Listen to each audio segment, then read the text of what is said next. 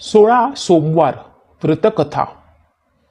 ही कथा ऐकल्याने वाचल्याने दुःख दारिद्र्य दूर होते। एकेकाळी भगवान शिव पार्वतीसोबत फिरत असताना पृथ्वीवर एका शहरात आले। तेथील राजाने महादेवाचे मंदिर बांधले होते। महादेव तेथेच थांबले। एके दिवशी माता पार्वती महादेवांना म्हणाल्या, नाथ चला आज सारीपाट खेळूया। खेळ सुरू झाला। त्याच वेळी पुजारी पूजा करायला आले। माता पार्वतीजींनी विचारलं, पुजारी आत्ता सांगा कोण जिंकणार? पुजारी म्हणाला, महादेव जिंकतील। पण शेवटी माता पार्वती जिंकली। खोट्या भविष्यवाणीमुळे माता पार्वतीनं पुजाऱ्याला कुष्ठरोगी होण्याचा शाप दिला आणि तो कुष्ठरोगी झाला।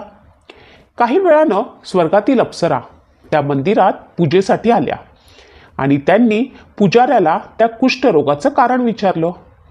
त्यांच्या प्रश्नांना उत्तर देत पुजाऱ्यानं सर्व प्रकार सांगितला।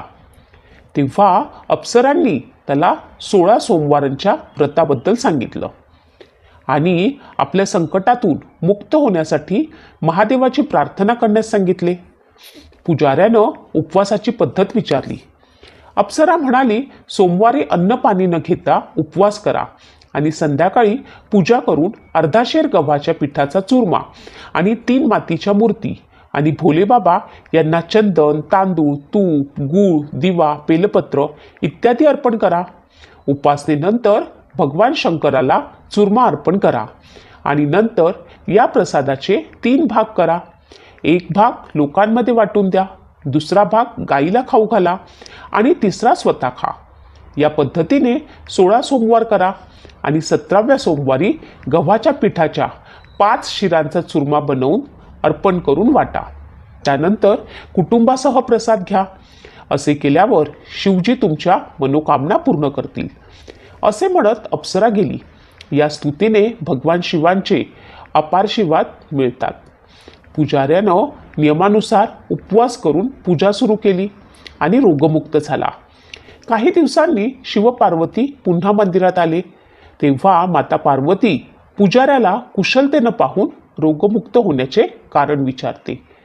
तेव्हा पुजाऱ्यानं त्यांना 16 सोमवारचा महिमा सांगितला। त्यानंतर माता पार्वतीनेही ते व्रत केले आणि परिणामी क्रोधित कार्तिकेय मातेचे आज्ञाधारक झाले। यावर कार्तिकेयजींनी माता गौरीला विचारले, माझे मन तुझ्या चरणी असण्याचं कारण काय? तेव्हा मातेनं आपल्या व्रताबद्दल सांगितलं।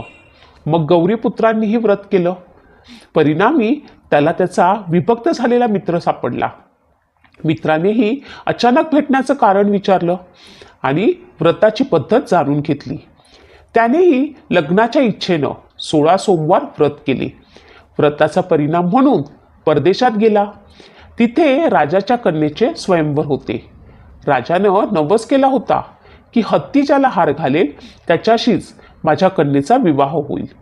तो ब्राह्मण स्वयंवर पाहण्याच्या इच्छेनं बाजूला बसला, पण त्या ब्राह्मण कुमारालाच हत्तीने हार घातला। लग्न थाटामाटात पार पडलं आणि त्यानंतर दोघे आनंदाने राहू लागले। स्वतःची इच्छा पूर्ण न झाल्यामुळे राजकन्या दुःखी झाली। एक दिवस राजकन्येने विचारलं, नाथ तुम्ही काय पुण्य केलं की राजपुत्र सोडून हत्तीने तुम्हाला निवडलं? ब्राह्मणाने 16 सोमवार व्रत विधिवत सांगितले। राजकन्याने पुत्रप्राप्तीसाठी उपास केला व सर्व गुणांनी युक्त असा पुत्र तिला झाला। तो मोठा झाला। मग मुलाने विचारले, आई तू मला कोणत्या गुणाने मिळवलंस? तेव्हा राजकन्याने आपल्या मुलालाही भगवान शिवाच्या या व्रताबद्दल सांगितलं। तेव्हा त्या पुत्रानं राजाच्या इच्छेनं 16 सोमवार उपवास केले। तेव्हा राजाचे दूत आले आणि त्यांनी राजाच्या कन्येसाठी त्याची निवड केली। त्याचा विवाह झाला। राजाच्या मृत्यूनंतर ब्राह्मण कुमाराला गादी मिळाली। त्यानंतर तो हे व्रत करत राहिला। एके दिवशी राजानं आपल्या पत्नीला पूजेचे साहित्य देण्यास सांगितले, परंतु तिने दासींना पाठवले। राजाने पूजा संपवली तेव्हा आकाशातून आवाज आला की पत्नीला काढून टाक, नाहीतर मी तुझा नाश करेन। परमेश्वराची आज्ञा मानून त्यानं राणीला हाकलून दिलं। तिच्या नशिबाला शाप देत राणी शहरातील एका वृद्ध स्त्रीकडे गेली। तिची गरिबी पाहून म्हातारीनं तिच्या डोक्यावर सुताचा गठ्ठा घालून दिला. तिला बाजारात पाठवले. वाटेत वादळ आलं, गठ्ठा उडून गेला. वृद्ध महिलेने तिला फटकारले आणि राणीने तिथून पळ काढला. पुढे ती राणी तेलीच्या जागी पोचली. ती तिथे पोचल्यावरती सगळी भांडी तडकली. तिथूनच तिला काढले गेले. नंतर राणी पाणी पिण्यासाठी नदीवर पोचली, तेव्हा नदी कोरडी पडली. ती त्यानंतर तलावाजवळ पोचली. हाताचा स्पर्श करताच पाण्यात किडे पडले. तिने ते पाणी प्यायले. आता ती झाडाखाली विसावा घेण्यासाठी गेली होती, तेव्हा ते झाड सुकून गेले. जंगलाची आणि तलावाची ही अवस्था पाहून मंदिराचा पुजारी तिला मंदिरात घेऊन गेला. संपूर्ण कथा जाणून झाल्यावर त्याला समजले की ही उच्चभ्रूप आक्षेपाचा बळी आहे. तो धीरानं म्हणाला, कन्या, तू इथे राहा, कशाचीही काळजी करू नकोस. तेव्हा ती राणी आश्रमात राहू लागली. पण ती ज्या वस्तूला स्पर्श करायची त्यात किडे पडायचे. तिने पुजाऱ्याला सांगितले, मी माझ्या पतीच्या आदेशाचे उल्लंघन केले आणि महादेवजींच्या पूजेला गेले नाही. त्यावर 16 सोमवारचा उपास हा उपाय निघाला व गुरुजींनी शिवजींना प्रार्थना केली व म्हणाले, ही कन्या तुमचे 16 सोमवार उपवास करणार आहे, तरी तिला क्षमा करावी. राणीनं 16 सोमवार व्रत विधिवत पूर्ण केले. या प्रभावामुळे राजाला राणीची आठवण झाली आणि त्याने तिच्या शोधासाठी दूत पाठवले. राणीला आश्रमात पाहून दूतांनी राजाला राणीचा पत्ता सांगितला. तेव्हा राजा गेला आणि पुजाऱ्याला म्हणाला, महाराज, ती माझी पत्नी आहे. शिवाच्या रागामुळे मी तिचा त्याग केला. आता भगवान शंकरांच्या कृपेनेच मी तिला घ्यायला आलो आहे. तुम्ही तिला जाण्याची अनुमती द्यावी. गुरुजींनी आदेश दिला. राजानं राणीला नगरात आणले. त्यांच्या स्वागतासाठी लोकांनी संपूर्ण शहर सजवले, संगीत वाजवले, शुभगीते गायली गेली. यासह भगवान शिवांच्या कृपेनं राजाने दरवर्षी 16 सोमवार उपवास सुरू केले आणि राणीसोबत आनंदाने राहून शेवटी शिवलोकात पोहोचला. तसेच जो व्यक्ती 16 सोमवार भक्तिभावाने पाळतो आणि कथाश्रवण करतो, त्यांच्या सर्व मनोकामना पूर्ण होतात आणि शेवटी तो शिवलोकात जातो. आता आपण दुसरी कथा पाहणार आहोत, सोमवारची शिवामुठीची कथा. एक आटपाट नगर होतं. तिथे एक राजा राहत होता. त्या राजाला 4 सुना होत्या. त्यांच्यापैकी 3 आवडत्या होत्या तर 1 नावडती होती. ती आवडत्या सुनांना तो चांगला सांभाळ करी, परंतु नावडतीला गुराख्याचं काम दिलं. जेवायला उष्ट देई, नेसायला जाडे भरडे कापड देई, राहायला गुरांचे गोठे दिले. पुढे श्रावण मासाला पहिला सोमवार आला. राजाच्या नावडत्या सुनेची नागकन्या व देवकन्या यांच्याशी भेट झाली. तिने त्यांना विचारले, बाई, कुठे जाता? नागकन्या व देवकन्या यांनी सांगितले, आम्ही महादेवाच्या देवळी जातो, शिवामूठ वाहतो. तेव्हा राजाच्या सुनेनं त्यांना विचारले, हे केल्याने काय होते?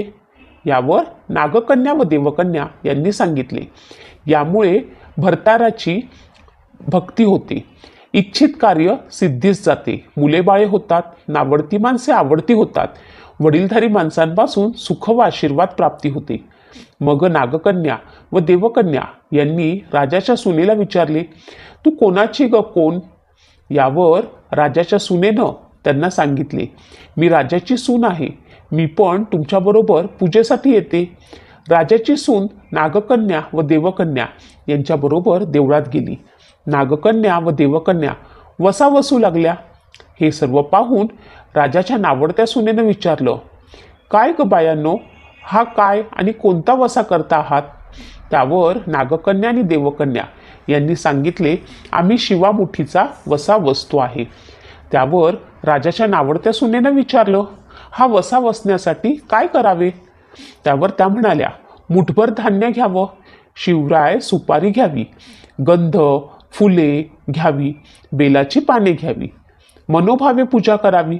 हाती मुठ धान्य घेऊन मुखानं शिवा शिवा महादेवा माझे शिवा, मोठा ईश्वर देवा, सासू सासऱ्या धीरा भावांना ननंद जावांना भरतारांना नावडती आहे, ती आवडती कर देवा, असे म्हणून मुठभर धान्य व्हावे. संध्याकाळपर्यंत उपवास करावा. उष्टे खाऊ नये. दिवसांनी उपास नाही निभवला तर दूध प्यावे. संध्याकाळी आंघोळ करावी. देवाला बेल वाहावा आणि जेवण करावे.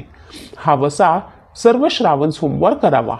पहिल्या सोमवारी तांदूळ, दुसऱ्या सोमवारी तीळ, तिसऱ्या सोमवारी मूग, चौथ्या सोमवारी जव आणि 5व्या सोमवाराला तर सातू हे धान्य शिवामुठीसाठी घेत जावे. पहिल्या सोमवारी राजाच्या सुनेला गंध, फुलं, बेलाचे पान इत्यादी सर्व पूजा साहित्य नागकन्या व देवकन्या यांनी दिले आणि राजाच्या सुनेला दुसऱ्या सोमवारी घरून आणायला सांगितले. राजाच्या सुनेने गंध, फुले, बेलाची पानं व इतर सर्व पूजा साहित्य घेऊन मनोभावे पूजा केली. सारा दिवस उपवास केला. ननंदांनी जेवणासाठी उष्टी पाने दिली. ते तिने गाईला घातले. भगवान श्री शंकराची आराधना केली आणि दूध पिऊन निजून राहिली. पुढे दुसरा सोमवार आला. राजाच्या नावडत्या सुनेनं घरातून पूजेसाठी आवश्यक असणारे गंध, फुले, बेलाचे पान इतर साहित्य घेतले. पुढे रानात जाऊन नागकन्या व देवकन्या यांच्याबरोबर मनोभावे पूजा केली आणि मुठभर तीळ वाहिले. सारा दिवस उपवास केला.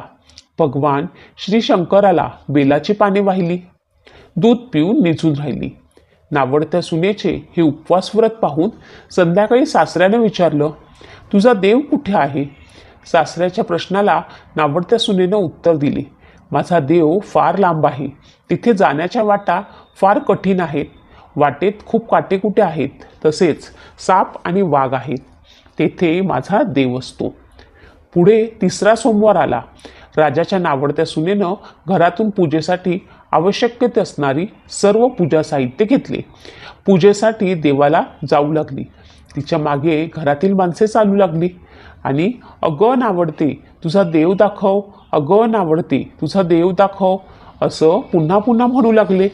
देवदर्शनाला जाण्याचा तिला सराव होता. त्यामुळे तिला काहीच वाटले नाही.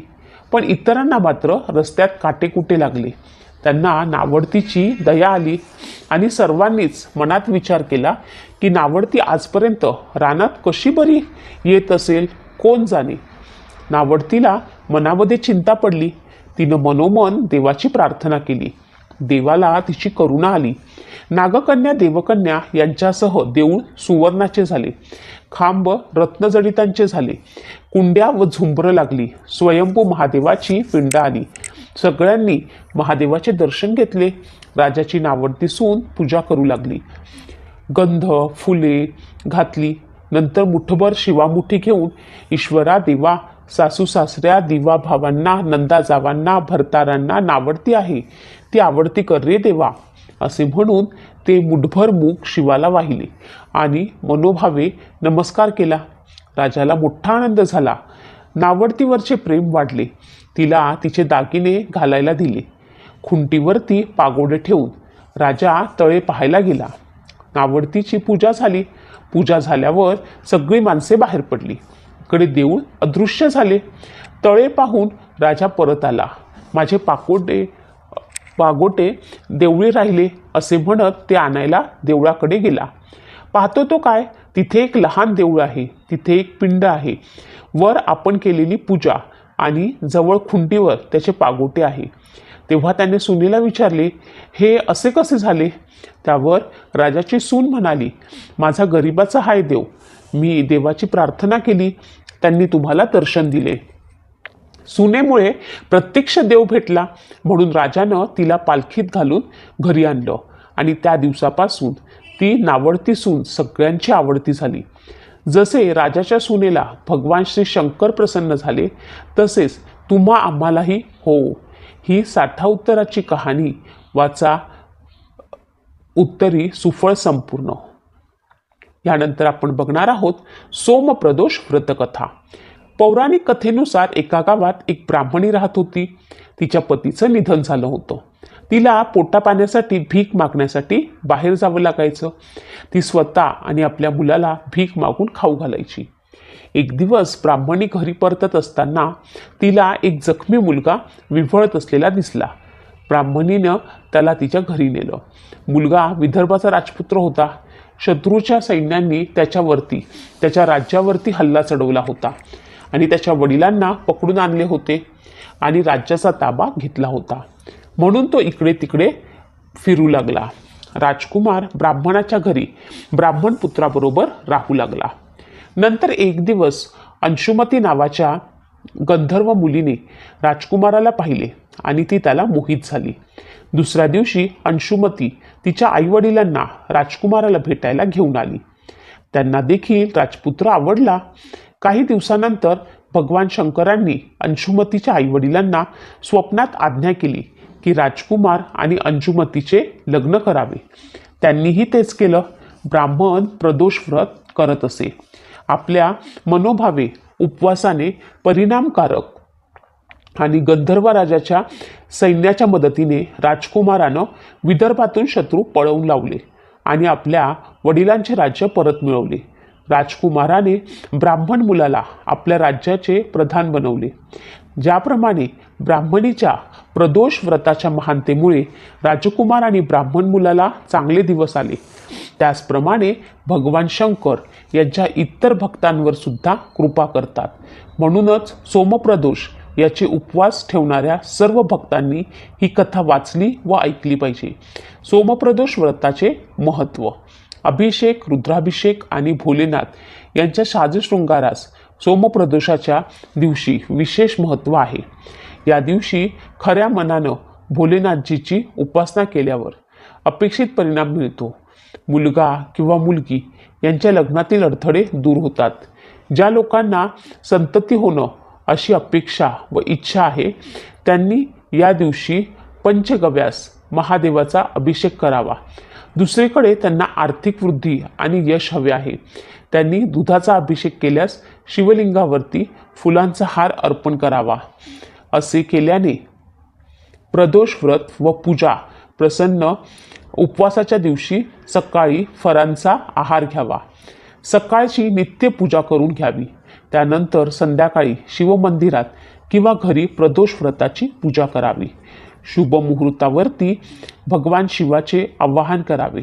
त्यानंतर शिवलिंगाला गंगाजल आणि गाई दुधाने अभिषेक करावा. बेलपत्र, वंदन, चंदन, फुले, हार, धूप इत्यादींनी भगवान भोलेनाथांची पूजा करावी. जर तुमच्याकडे मदाराची फुलं, शम्मीची पानं व धतुरा इत्यादी असतील तर तेही अर्पण करावे. शिवपूजेत तुळस, हळद, सिंदूर, नारळ इत्यादींचा वापर करू नये. प्रदोषामध्ये रुद्राभिषेक करायचा असेल तर सकाळ ही उत्तम वेळ आहे. भगवान शिवाला प्रसन्न करण्यासाठी शिवरक्षा स्तोत्राचा पाठ करावा. भगवान शंकर तुमचे रक्षण करतील. या दिवशी पूजा करताना सोमप्रदोष व्रताची कथा ऐकली किंवा वाचावी. त्यानंतर भगवान शंकराची आरती करावी. पूजेच्या दुसऱ्या दिवशी सूर्योदयानं पूजा करावी. ब्राह्मणांना दान करा आणि नंतर